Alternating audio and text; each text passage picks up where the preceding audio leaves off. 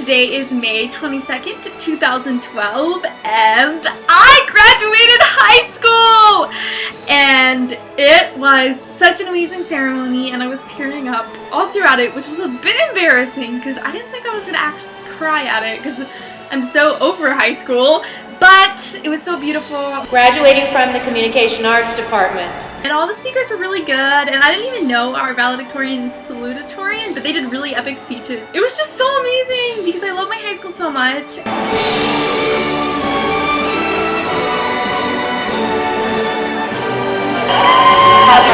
Congratulations, students.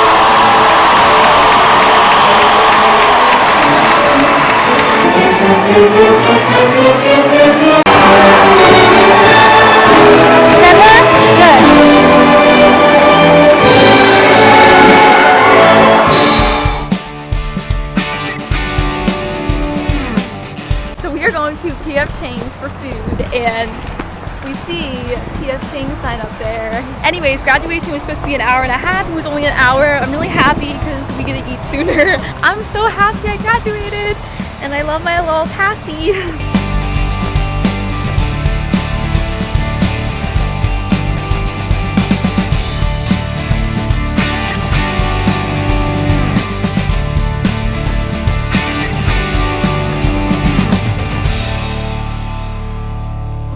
Going on here are some honor chords, and we have the red and silver is for speech and debate forensics, and then we have this blue turquoise one is for communications, which is my art area, and then we have green and yellow for communications honor society, and then blue and yellow for English Honor Society. And I officially got my diploma. And now I'm officially BAM Pepperdine student, which is uber exciting. So now I want to share with you 13 pieces of advice that I've learned from experience, or mistakes that I've made, or things I would have changed, or things I'm glad I did. And I hope that you guys can apply them to your guys' lives. Number 13 is to laugh at yourself when you fall over or when you make a mistake. And the most literal interpretation of this, one time I was at this youth group event called Winter Camp, and it was icy outside, and I fell over in front of all these people on the first day, and I just laughed with them. And I think that with that, when you can laugh at yourself when you mess up, it just shows other people that you're confident and that, you know what, it's okay to make mistakes and you're fine with yourself, and the mistakes that you make don't define who you are. Number 12 is save money. And what I mean by this is that whenever you get a job or an allowance, instead of going and buying cute snack food or new clothes, if you put it into an account, one day you're going to be able to buy something that you actually really need, and you're going to be so thankful that you saved money. And I'm actually filming this on my MacBook, which I bought because I had been saving money for 17 years. And so it's really worth it to save up money, because if you spend it on a bunch of little things, you're going to completely forget about them. But if you wait to spend it on a big ticket item, or just in the future when you're in debt from college, then that's just a really good investment in your future. Number 11, become best friends with your parents. And for me, I've always been very open and honest with my mom and dad, and I pretty much told my mom everything that's going on in my life, about almost everything. And it's really nice to have a parent's perspective on things, because even though it seems hard to believe, they have been a teenager and they've gone through pretty much what you have, and they understand the pressures that are coming from all sides at school to fit in, and to maybe not have integrity and not have morals. And they'll have really good advice dealing with friends and relationships. And I think that the people, your family, knows you almost more than you know yourself, and so they'll have really good advice. Number 10, whenever you see someone being bullied, intervene and tell them to stop bullying the person, and then comfort the person who is being bullied. It's so easy to intervene, and they're an innocent person and they're being hurt, and it's wrong not to. For me, the times that I haven't intervened have been when my friends have been collectively making fun of someone, and it's so easy to just fall into the trap. These are my friends, they wouldn't do anything to hurt anyone. But you know what, even your closest friends and even your family can make mistakes, and so you need to be the one in the group to tell them hey, let's not make fun of this person, let's not be complete jerks. Number 9, don't be too ready to grow up and enjoy being a child and enjoy doing childish things. and enjoyed being able to be carefree. A lot of my teenage years, I've been like, I want to go to college, I want to be on my own, I want to grow up. And now that I'm about to turn 18 in 2 months, it's kind of like I wish I was still a child, because when you're a child, you have so much freedom with your time, and you're not stressed out all the time, and you have time to go to sleep, and it's just so nice. There's a Taylor Swift song called Never Grow Up that you've probably heard of, and it talks about don't lose the way you dance around in your room, and the way don't forget how it sounds when your dad comes home. And I have not lost it at all, because all the time I'll just be blaring music and I'll just be like dancing crazy around my room and like lip syncing in the mirror, so I definitely have not lost that. Number 8, to be humble, and whenever you receive an award, remember that, yeah, you are talented, but it was also by chance that you won the award.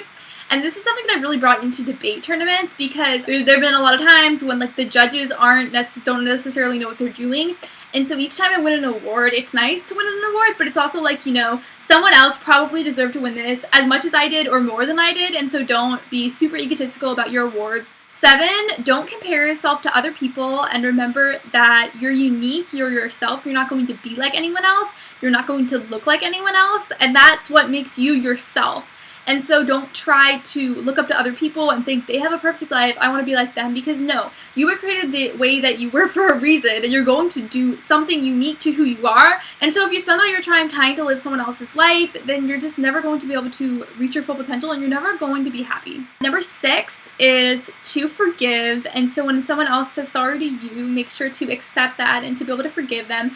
And I think a really important thing that I've learned is that if someone hurts you and you're angry at them internally, and you just kind of have this like boiling like rage about what they did to you, that's only hurting yourself, because they're not going to feel how they hurt you. And so by holding it inside, you're only hurting yourself, and you're preventing yourself from being able to like move on from whatever they did to you. Number 5, look for opportunities to perform random acts of kindness. It makes me so happy when I'm able to just do something really small to help someone else. Like if someone at school drops their books and you help them pick up the books, or like if you're the last one in class and everyone leaves the chairs all a mess, if you just go and like put them back in place, just like really little things like that. And you know, no one really notices that you're doing them except for God does. It's just like a really nice thing to do, and I think if you get in the habit of doing that, you're going to notice a lot of ways to just show love to strangers in your life, and I think that's completely awesome. Number 4, take chances and be willing to make mistakes. There's a really cool quote in our planner, and it says something that like, I don't regret the mistakes I've made, I regret the times that I wasn't willing to make a mistake. It just really adds like flavor to your life if you're able to try out new things and just not be afraid of failing. And so be ready to fail, and just be confident that, you know, it doesn't matter if you fail at small things, because that's just, you're just like on a journey to find out what you are good at and what you're not going to fail at. Number 3, if you ever go through a breakup, instead of crying because it's over, smile because it happened.